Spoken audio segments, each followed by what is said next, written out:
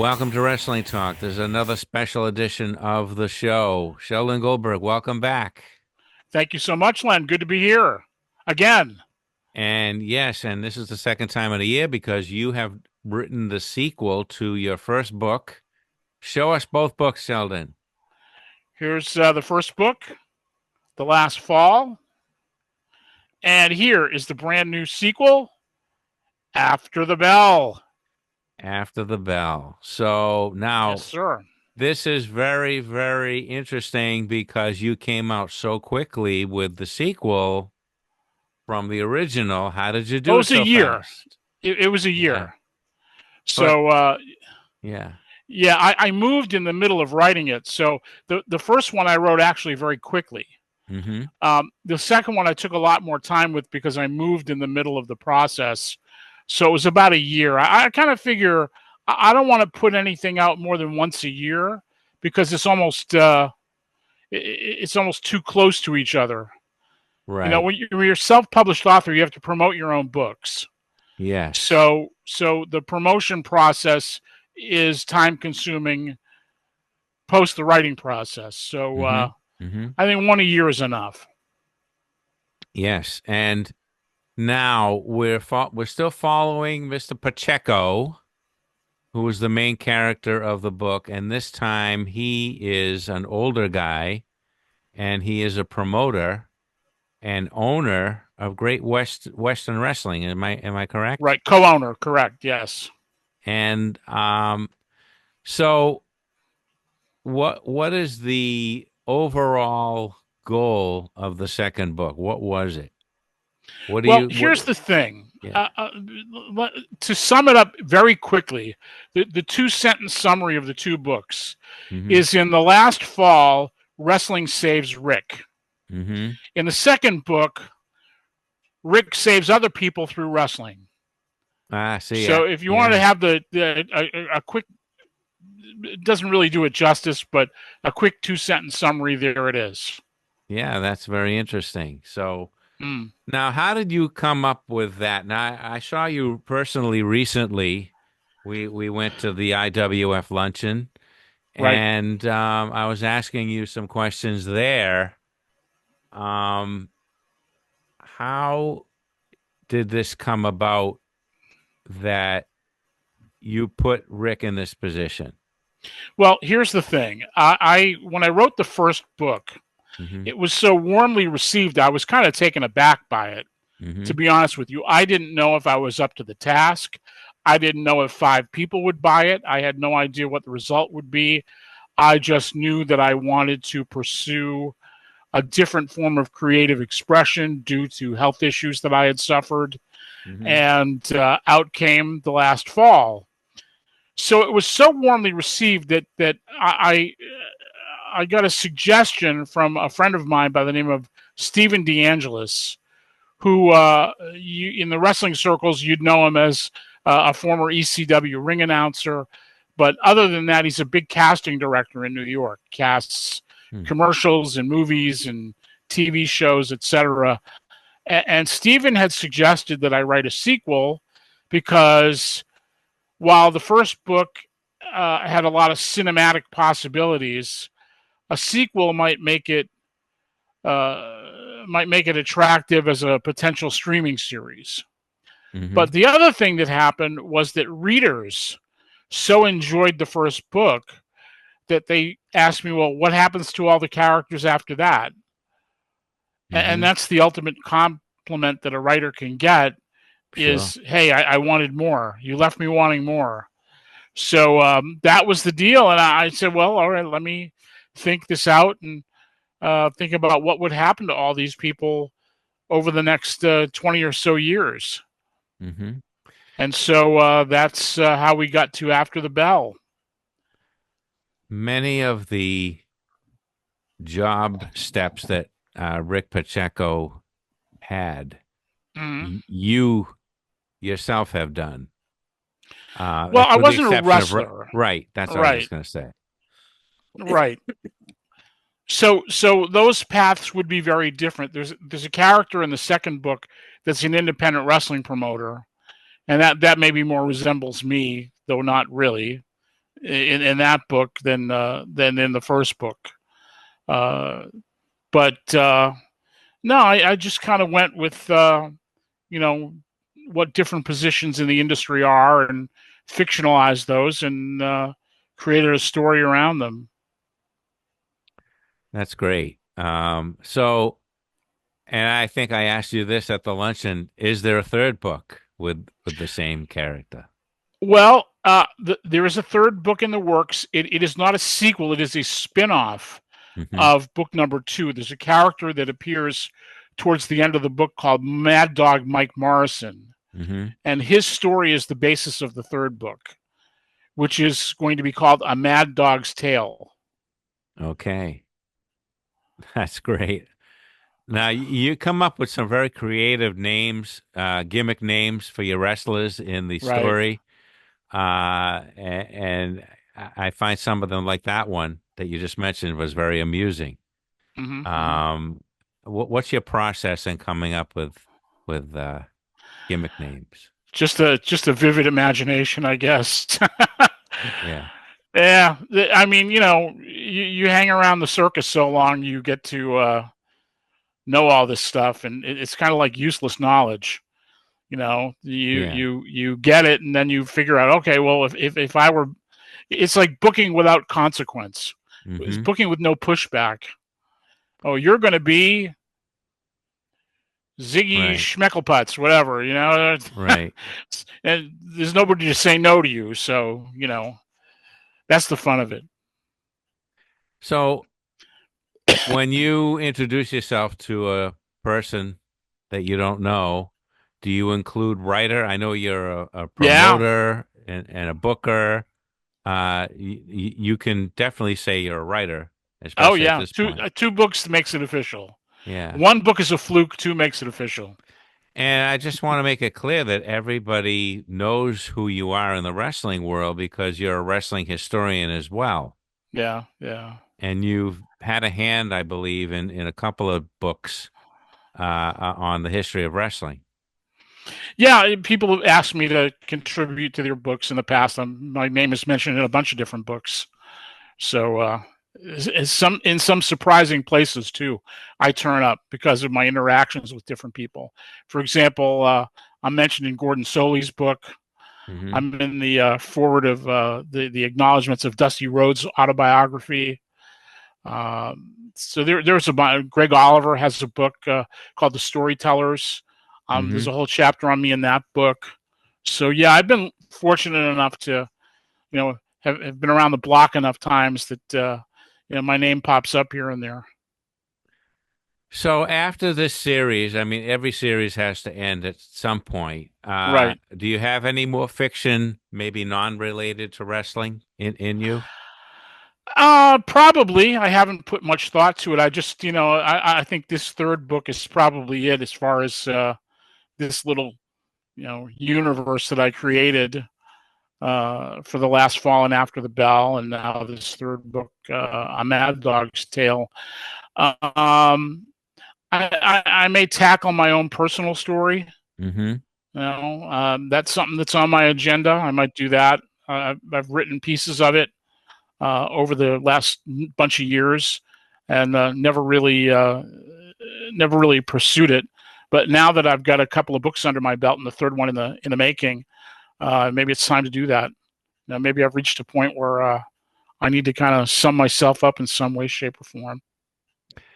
Now, what's the process when you're asked to do documentaries? Because I've seen you in a couple of documentaries as well.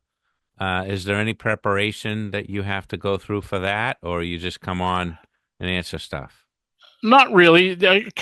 I might brush up on some stuff based on what the subject's going to be, but no, it's their project, not mine. So you know, Right.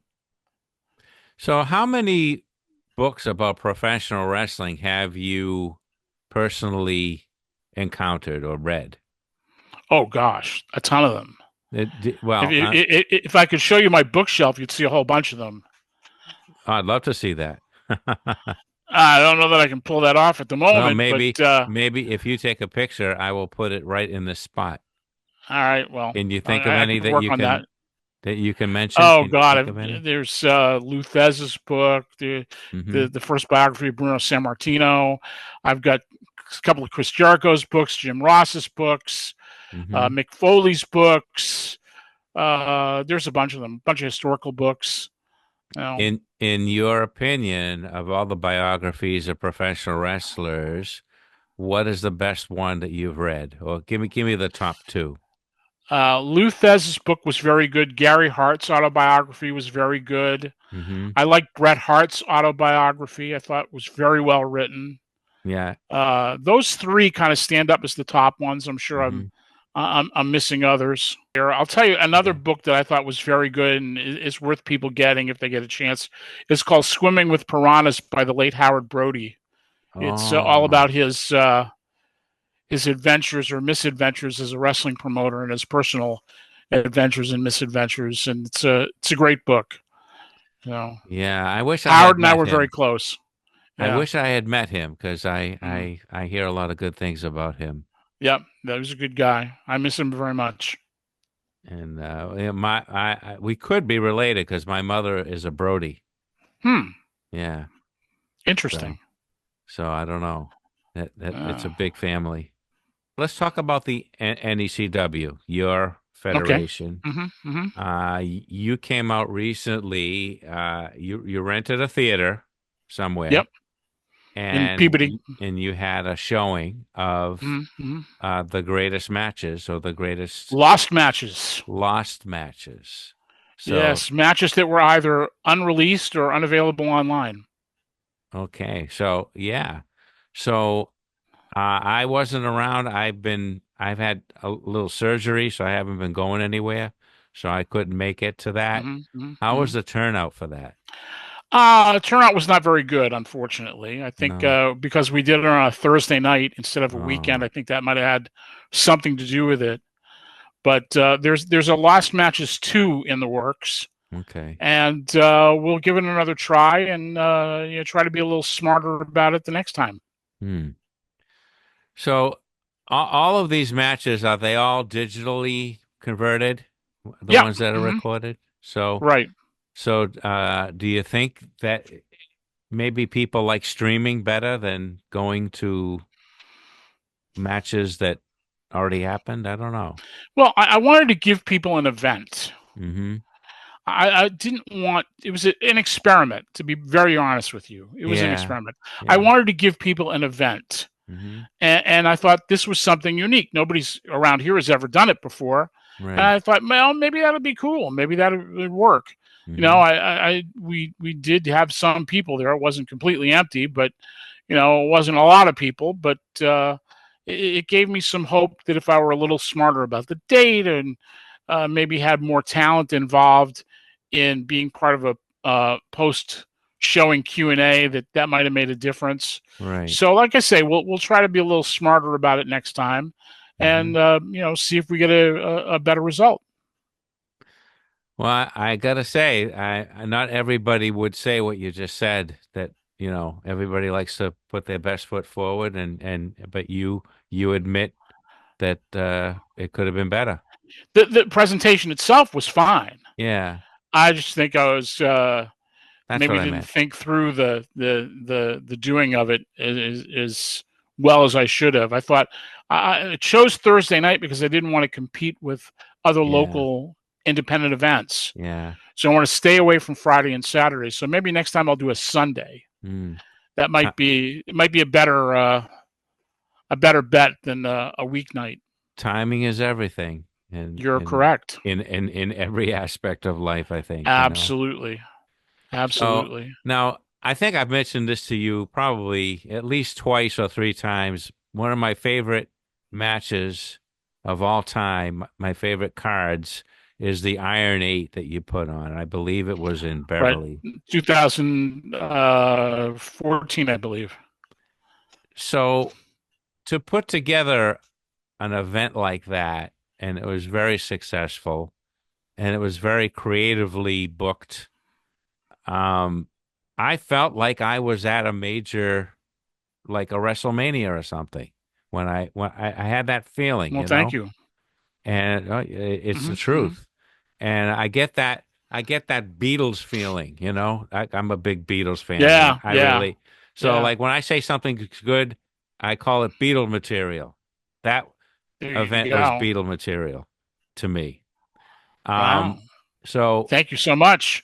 you're High welcome. praise You're there. welcome. I bow in your direction. I met no, I Yes. mean to pull something like that off and to get people like the Fish and I believe he was in that. Bobby Fish. Yeah, Bobby yeah, yeah. Fish and Damian Wayne. I got to Maybe know him a little bit. Yeah, Damian Wayne. Yep, yep. Damian Wayne. Explain, if you can, how something like that happens. You know, whereas promoters who promote more often, they often miss the mark. You know, and Mm-hmm. you were doing NECW on a regular basis at that point. But this Iron 8 just kind of, We were also on TV at that time too. yes, came out of nowhere. What were some of the things that you had to do to Well, no, pull that off? we've done well. We've done Iron Eights, in a number of years. This Okay. was nothing new. This Iron Eight was nothing new. We had done Iron Eights for since 2005. Okay. Almost every year. There Okay. was a couple of years uh, off because of change in management and all that. So Yeah. when I had my feet under me, we went back to the Iron Eight and started doing that. So it wasn't the genesis of the Iron Eight was that I wanted to create a signature event for us. Mm-hmm. Like WWE has the Royal Rumble, Sure. Survivor Series, things of that nature. I wanted to create a signature event for us Mm-hmm. and something that we could build our booking up to and then plot the future from that point Mm-hmm. forward. So uh, that was the genesis of it, and why we started doing it. How it came about was way back. Kevin Kelly, the WWE announcer, he was our matchmaker at the time. Oh, wow. And for our anniversary show that year, Kevin booked a 4-way 45-minute Ironman match. Mm-hmm. And it was so successful and it got over so well that I thought to myself, well, what if this type of a match were was the culmination of something before it, Mm-hmm. a culmination of elimination matches to get to be in that 4-way match. Mm-hmm. And so that's how the Iron 8 was born. Originally, it was a 2-night event, and that really didn't work. So it finally became a 1-night event, and that's when it really clicked and fell. So I was very proud of it. I always thought that it was a great event, and we had some pretty notable ones, including 2009 when we had Harley Race present the trophy to the winner. Mm.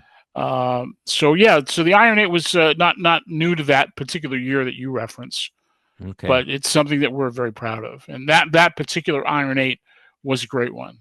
I don't know how I missed the other ones. I don't Hmm. know what I was doing, where I was. Wrestling talk has been up and down and all around, and we kind of faded out for a time. Hmm. And now I just do these very sparsely. Hmm. Um, do you think you'd ever promote a special event wrestling match live again? It's possible. It would have to be a singular thing. Yeah, I'm just not up to promoting events on a regular basis. Just promoting the lost matches screening was a yeah, job for yeah, me. yeah, It's my stamina is not what it used to be. So yeah, and help always isn't always easy to find when you're yeah. pulling stuff like that together. I worked with a kid that runs a group up in the North Shore called Proving Ground, who's very good. His name is Todd Graham, Mm-hmm. and I want to acknowledge him because I couldn't have pulled off the Lost Matches screening without him. Hmm. Great guy. Good little promotion up there as well. That's great.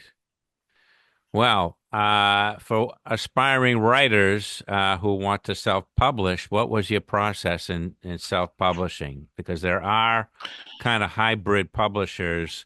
It's kind of like Right. they're publishing it and kind of like you're publishing it yourself. What would you recommend?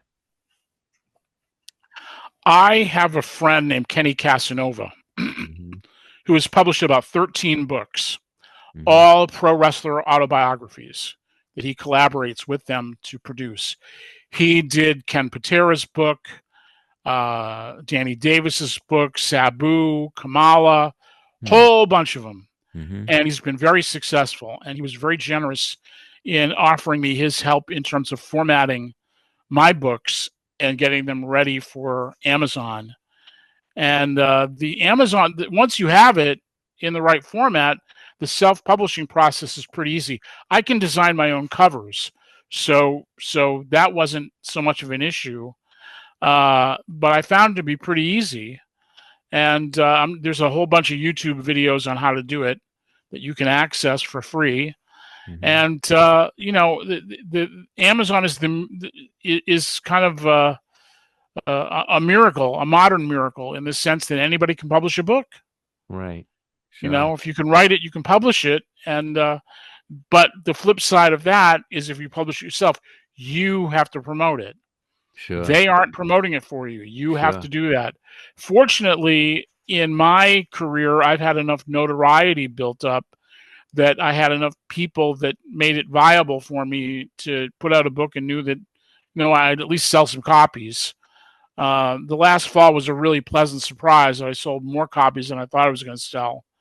And of course, it continues to be out there, and I continue to sell copies of that as well as the sequels. So, uh, but you don't write books like this because you think you're going to get rich. You write books like this because you just want to do it. It's for Yeah. the doing of it and for the artistic accomplishment of it, as opposed to whether you think you're going to make a pile of money on it. I am hoping that I can get a streaming deal or a film deal for one or both of these books, and maybe that'll take place, and maybe it won't. But I've got the book in the hands of a few people that are filmmakers, so hopefully, fingers crossed, we'll get some action on it.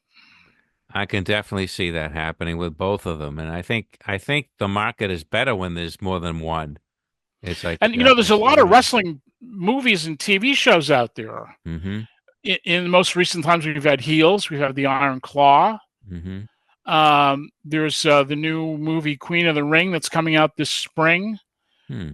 based on the Jeff Lean biography of um, uh, Mildred Burke, Oh, okay. which that's going to be pretty good. I've Wow. seen the trailer for it. The trailer for it is out there, and it looks really, really good. And I read that book. I had when I was doing radio, I had Jeff Lean on as a guest, and he was great. So that book is terrific. Queen of the Ring is what it's called. Interesting. Yeah, In terms of casting, when there is a movie made in the Boston area, now you're involved in some theatrical circles. I Eh, have been in the past, not for a long time. yeah. Do you find that the talent pool in Boston is limited or not? Is there a lot of talent? There's more actors in New York. Mm-hmm. If you're casting a project, you might want to. Yeah, you can open it up locally, but you might want to hit up New York. You got a much bigger pool of talent in New York than Mm. you would just if you were just limiting your casting choices to Boston. I want to ask you one more question, having to do with AI. There are a lot of books coming out on AI. What are your feelings on that? Well, you can't stop the future. No. It happens whether you want it to or not. Hmm. The only use of AI that I made is in creating the covers for the books. Yeah. The actual content of the books is all me. Yeah. Covers are another story. Like I'll give you an example. This illustration on the cover of this book was Hmm. done in AI. Ah, interesting. I just laid the text over it Yeah. and Yeah. edited it so that it had the right perspective. Sure. Yeah, so that it's helpful for that. for that purpose. I write a lot myself, and I haven't ventured into the publishing world as of yet. I do use AI, but only for research purposes, and I would do that same Hmm. thing for a cover. I think that's a Yep. great way Hmm. to brainstorm what you would want a cover to be. Right. And I also did a logo for Great Western Wrestling, yes, which is featured on coffee mugs. I don't have one sitting yeah, in front of me, but yeah, I have it yeah, because that came with I, your book. I gave it away as a premium when I do a live signing. Yeah, So yeah, that and I was very happy with how that turned out. that's So great.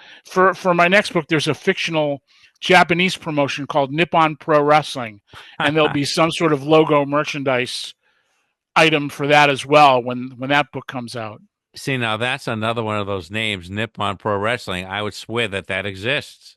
You know, I think you Yeah, might be tapping into a parallel universe there, Sheldon, with your you never imagination. know. You never know.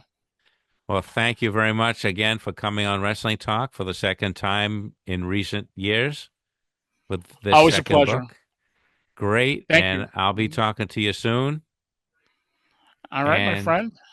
thank you for joining us, everybody out there. And until next time, stay in the ring.